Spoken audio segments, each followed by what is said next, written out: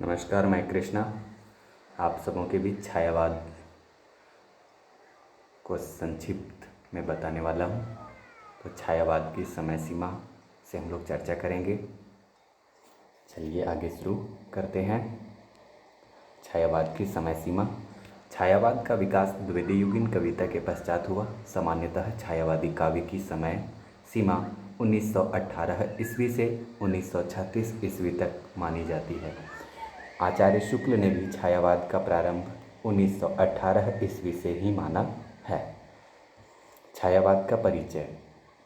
हिंदी में सर्वप्रथम पंडित मुकुटधर पांडे ने जबलपुर से प्रकाशित पत्रिका में सन 1920 ईस्वी में हिंदी में छायावाद शीर्षक से 4 किस्तों में एक लेख प्रकाशित करवाया। मुकुटधर पांडे को लिखित रूप में छायावाद शब्द का प्रथम प्रस्तोता स्वीकार किया जाता है। सन 1920 ईस्वी में सुशील कुमार ने सरस्वती में हिंदी में छायावाद शीर्षक से एक संवादात्मक लेख प्रकाशित करवाया। इस संवाद में 4 लोगों ने भाग लिया: सुशीला देवी, हरि किशोर बाबू, चित्रकार राम नरेश जोशी, सुमित्रानंदन पंत। छायावाद के प्रवर्तक। छायावाद के प्रवर्तक, प्रस्तोता और प्रवर्तक हम लोग दोनों को देखेंगे। तो आचार्य रामचंद्र शुक्ल प्रस्तोता हैं और इनके प्रवर्तक मैथिली शरण गुप्त और मुकुटधर पांडे। वहीं आचार्य नंद दुलारे वाजपेयी के प्रवर्तक सुमित्रानंदन पंत, प्रभाकर माचवे का प्रवर्तक माखनलाल चतुर्वेदी, ईलाचंद्र जोशी व अन्य विद्वान के प्रवर्तक जयशंकर प्रसाद। वहीं छायावाद से संबंधित कुछ परिभाषाएं हैं, हम लोग उनके बारे में जानेंगे। तो आचार्य रामचंद्र शुक्ल जी के अनुसार छायावाद शब्द का प्रयोग 2 अर्थों में समझना चाहिए।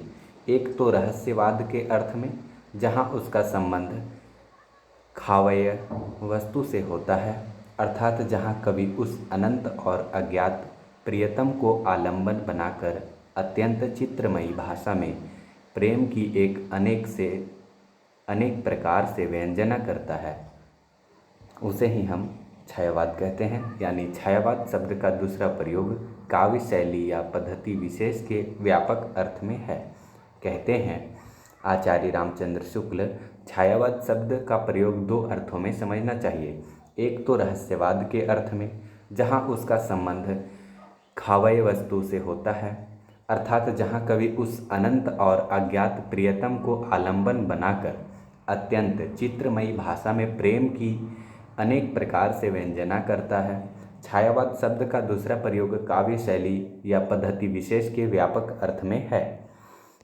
जयशंकर प्रसाद के शब्दों में, जब वेदना के आधार पर स्वानुभूतिमयी अभिव्यक्ति होने लगी, तब हिंदी में उसे छायावाद के नाम से अभिहित किया गया। ध्वन्यात्मकता, लाक्षणिकता, सौंदर्यमय प्रतीक, विधान तथा उपचार वक्रता के साथ स्वानुभूति की विकृति छायावाद की विशेषताएं हैं। यानी हमारे जयशंकर प्रसाद कहते हैं कि जब वेदना के आधार पर स्वानुभूतिमयी अभिव्यक्ति होने लगी, तब हिंदी में उसे छायावाद के नाम से अभिहित किया गया।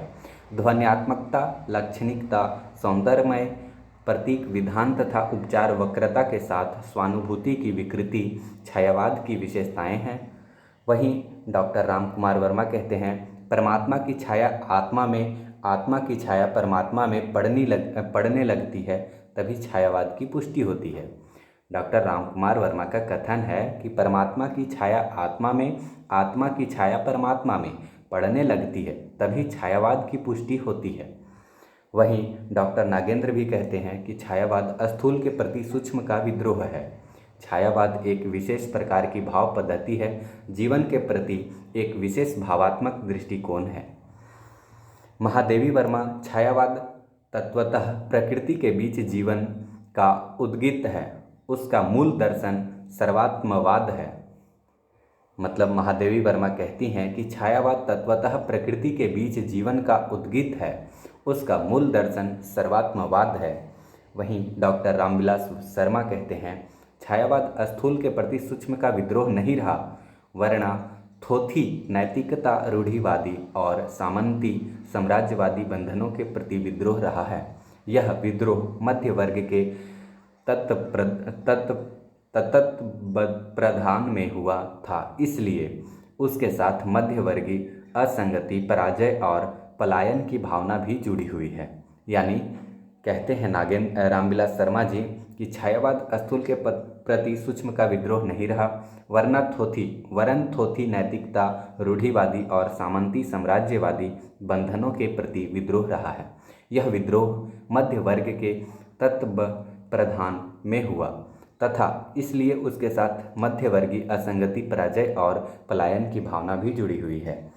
वहीं हजारी प्रसाद द्विवेदी का कथन है, छायावाद के मूल में पाश्चात्य रहस्यवादी भावना अवश्य थी। इस श्रेणी की मूल प्रेरणा अंग्रेजी की रोमांटिक भावधारा की कविता से प्राप्त हुई थी और इसमें संदेह नहीं कि उक्त भावधारा की पृष्ठभूमि में ईसाई संतों की रहस्यवादी साधना अवश्य थी। वहीं छायावादी काव्य की विशेषताएं जो हैं वह वेदना की प्रधानता को लेकर है। जैसे वेदना की अधिकता छायावादी काव्य की सर्वप्रथम विशेषता है, प्रसाद की पीड़ा है और गहन अनुभूति का प्रकाशन हम उनके आंसू काव्य में देखते हैं। वेदना की प्रधानता में कहा गया है कि वेदना की अधिकता छायावादी काव्य की सर्वप्रथम विशेषता है, प्रसाद की पीड़ा और गहन अनुभूति का प्रकाशन हम उनके आंसू काव्य में देखते हैं। अर्थात प्रकृति में चेतना का आरोप भी है छायावाद में, तो प्रकृति में मानवीय चेतना का आरोप करना छायावादी काव्य की प्रमुखतम विशेषताओं में से एक है। प्रसाद काव्य में प्रत्येक स्थान पर उसके उदाहरण मिल जाएंगे, जैसे सूक्ष्म सौंदर्य चेतना। छायावाद काव्य द्विवेदी योगिन की अतिशय आदर्शवादिता की प्रतिक्रिया स्वरूप जन्म था, अतः उसमें चेतना परिलक्षित होती है। कामायनी के संपूर्ण श्रद्धा सर्ग में इसके उदाहरण सहजता से मिल जाएंगे। कल्पना का विस्तार। छायावादी कवि कल्पना के अनंत आकाश में मुक्त विवरण करने वाली प्राणी थे। उनके काव्य में कल्पना की क्यारियाँ हैं, जिसमें कल्पना की ही नहीं या कल्पना की ही कमनीय कलियाँ और कोमल कुसुम खिले हुए हैं। कल्पना का विस्तार में बताया गया है कि छायावादी कवि कल्पना के अनंत आकाश में मुक्त विवरण करने वाली प्राणी थे। उनके काव्य में कल्पना की क्यारियाँ हैं, जिसमें कल्पना की ही कमनीय कलियाँ और कोमल कुसुम खिले हुए हैं। प्रोफेसर विशंभर अरुण के इन शब्दों द्वारा छायावादी काव्य में कल्पना के वैभव विस्तार को समझा जा सकता है। वैयक्तिक अनुभूतियों की प्रधानता। छायावादी कवियों का अपना संसार है, अतः उनका काव्य व्यष्टिपरक अधिक है, समष्टिपरक कम, जबकि इसमें पूर्व के द्विवेदी योगिन काव्य में समष्टिगत भावनाओं और विचारों का प्रकाशन अधिक मिलता है।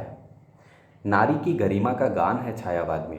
भारतेंदु योगिन कविता तक नारी को प्रेम विलास की पुतली बनाकर भोग्या के रूप में चित्रित किया गया और द्विवेदी योगिन कविता में नारी की एक प्रकार से उपेक्षा की गई, परंतु छायावादी में कवियों ने नारी की गरिमा महिमा को पहली बार पहचान कर उसके उछल उदात्त रूप को प्रस्तुत किया। रहस्य भावना। छायावादी कवि प्रकृति के वैभव विस्तार के पीछे अनुभय या अनुभूति रहस्यमयी परमात्मा शक्ति को निहित मानते हैं, इसलिए उनके काव्य में रहस्य भावना का प्रकाशन भी मिलता है। 8वां में है आपका मानवता की महत्ता क्या है छायावाद में। मानव की महत्ता। धर्म, जाति एवं संप्रदाय, राष्ट्र से ऊपर उठकर मानव को महान मानने की प्रकृति भी इस काव्य में मिलती है। यानी धर्म, जाति एवं संप्रदाय, राष्ट्र से ऊपर उठकर मानव को महान मानने की प्रकृति भी इस काव्य में मिलती है।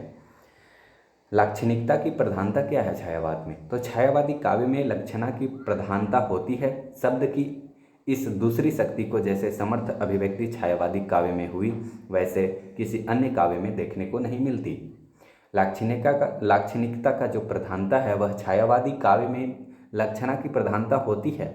शब्द की इस दूसरी शक्ति को कैसे समर्थ अभिव्यक्ति छायावादी काव्य में हुई,